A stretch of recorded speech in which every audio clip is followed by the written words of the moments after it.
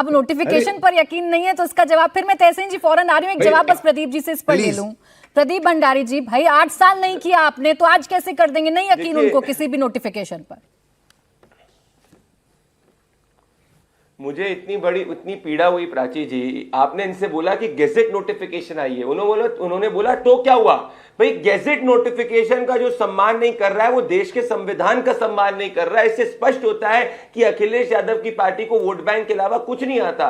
जो गायत्री प्रजापति की पार्टी है, जो रेपिस्ट है, जिसको बचाने अखिलेश यादव अपने शासनकाल में आए थे, उनको गेजेट नोटिफिकेशन समझ में नहीं आएगा। मैं छोटा उदाहरण देना चाहता हूं आपको और बेसिक उदाहरण दूंगा आपसे। मैं ये कहना चाहता हूं कि ये रहा भाई भारत सरकार का ये कॉन्स्टिट्यूशन ऑफ इंडिया का गेजेट नोटिफिकेशन है। आपने तो 1 लाख दिनों के अंदर जाके जाति जनगणना नहीं करी, ना जाति की बात करी एमवाय के अलावा। आपको क्या दिक्कत हो रही है? आपको दिक्कत यही हो रही है कि अब आप सिर्फ एमवाय की पीडीए की जो बात कर रहे थे, वो पूरा का पूरा जो छलावा है वो देश की जनता के सामने, उत्तर प्रदेश की जनता के सामने एक्सपोज हो गया है। सब जान चुके हैं कि आपके पीडीए का असली पीस सिर्फ और सिर्फ परिवार है और कुछ नहीं। और आपने मुझे बोला घनश्याम भाई गूगल करने को, ये लो मैंने गूगल करा और ये गूगल करने के बाद मेरे को पाया गया कि क्या हमारे मेजॉरिटी एमपी आपने जो बोला उनके ऊपर क्रिमिनल चार्जेस हैं, इज इट देयर? तो ये मैंने करा गूगल और ये आता है रिस्पॉन्स और आपको करके दिखाऊंगा। ये कहता है यहाँ पे कि नहीं है, ये सच्चाई है। तो आप झूठ ना बोले, मेरा आपसे ये निवेदन है। और आपसे मुख्य बात मैं वापस से पूछ रहा हूं कि प्राची जी अगर गेजेट नोटिफिकेशन से इनको दिक्कत है तो क्या ये कहते हैं भाई इसका जवाब तो तहसीन जी आपको देंगे, लेकिन प्रदीप भंडारी जी 24 में ये पार्टी आपको उत्तर प्रदेश में हरा चुकी है,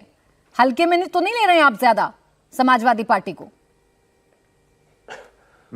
मैं जवाब मैं फिर आ रही हूँ तहसीन जी। हराई नहीं है उत्तर प्रदेश में, इनको हमसे ज्यादा सीटें आई है। पहले इनको उत्तर प्रदेश में 2024 के लोकसभा चुनाव में हमसे ज्यादा सीटें आई है। हमारी कुछ गलतियां थी जिसको हमने इंप्रूव किया और बाईपोल के अंदर हम 9 में से 7 सीट जीत के आए। मेजॉरिटी सीट हम जीते, कुंदर की कर की सीट ये हार गए। तो उत्तर प्रदेश की जनता भी जान चुकी है कि भाई एक बार इनका झूठ चल सकता है, बार बार नहीं चल सकता। कम से कम उसके बहाने इनका संविधान में तो विश्वास हो गया। कल को ये मान लीजिए कि नेक्स्ट चुनाव अगर हार जाएंगे तो फिर कल को ये ईवीएम मैं जवाब लेती हूँ तहसीन जी। ये क्या यही मुद्दा है? क्या यही सबसे बड़ी प्रॉब्लम है कि सबसे बड़ा हथियार जो सरकार के खिलाफ आप लोग उपयोग करते थे, जाति नहीं गिनती है सरकार, जाति नहीं गिनती है सरकार, अब जब गिन रही है तो आपको लग रहा है सबसे बड़ा हथियार कहीं हाथ से ना निकल जाए? तो इसमें अब आइए कुछ इफ एंड बट्स ढूंढते हैं।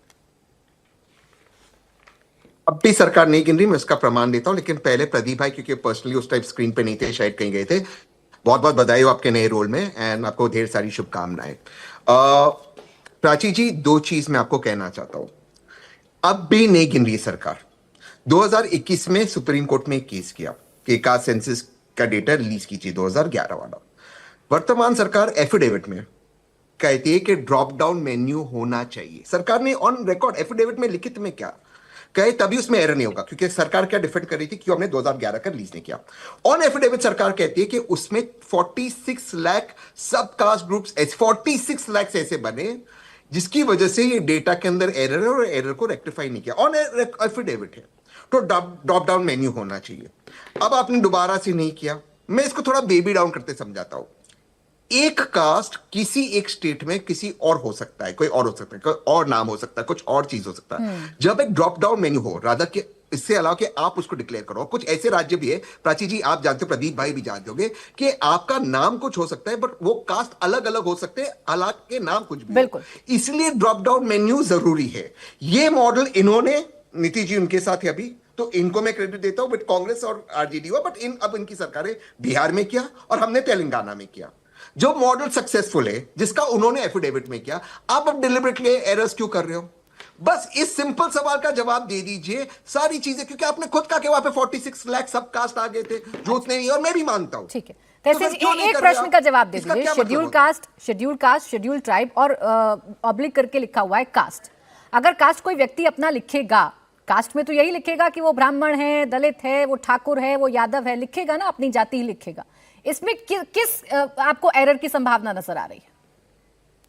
क्योंकि जो ओबीसी कास्ट है, हम एससी और एसटी के अंदर बात नहीं कर रहे, हम कर रहे हैं ओबीसी। ये ओबीसी कास्ट सेंसस मेन है।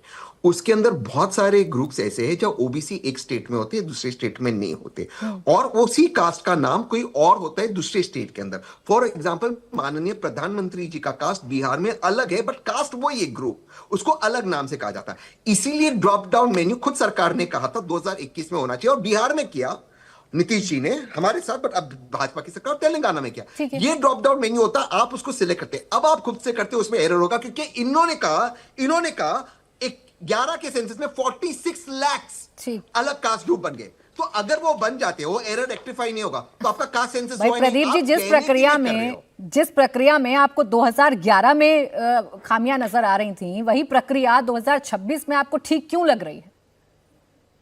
और एफिडेविट दिया इसलिए क्योंकि अब डिजिटल एन्यूमरेशन हो रहा है। 2011 में मैनुअल एन्यूमरेशन हो रहा था, अब डिजिटल एनालिसिस होगा, एआई टूल्स है, तमाम डेटा के टूल्स है जिसके अंदर आप डिजिटली एनालाइज कर सकते हैं। 2011 के अंदर एआई का जमाना नहीं था, डिजिटल जमाना नहीं था, इसलिए मैनुअल था, इसीलिए वो मैनुअल की बात हो रही थी। पिछले 1-2 सालों के अंदर हमने एआई का, डेटा का इस्तेमाल इतना ज्यादा यूज कर लिया है कि इसकी जरूरत नहीं है। इट द टूल्स विल अपने आप डेटा एन्यूमरेशन करने वाले। पॉइंट नंबर 1, हम तेलंगाना जैसे नहीं कर रहे कि तेलंगाना के अंदर जो 61% ओबीसी समाज का रिप्रेजेंटेशन था, उसको तेलंगाना की सरकार ने इतना गलत तरीके से किया, मैनुअल तरीके से किया कि 49% पे उन्हें ओबीसी समाज को अंडर रिप्रेजेंट किया और मुस्लिम समाज को ज्यादा रिप्रेजेंटेशन देने की बात करी। नवंबर 2025 की मैं बात कर रहा हूं। तो भाई इनमें और हमें यही फर्क है। और मैं बेसिक बात पूछ रहा हूं प्राची जी, क्या हमें हमारे सिटीजन्स पे ट्रस्ट नहीं होना चाहिए कि क्या हमें हमारे सिटीजन्स पे ट्रस्ट होना चाहिए? कोई भी बेसिक पॉलिसी या तो ट्रस्ट पे बनती है, ट्रस्ट डेफिसिट पे बनती है। हम ट्रस्ट पे बनाते हैं इसीलिए लाखों करोड़ों की डीबीटी पहुंचा जाते हैं, हम ट्रस्ट पे बनाते हैं इसीलिए लीकेजेस नहीं होती। ये ट्रस्ट डेफिसिट पे बनाते हैं इसलिए इनके समय में लीकेज होती है। और इनने जब सर्वे किया, भले वो तेलंगाना हो गया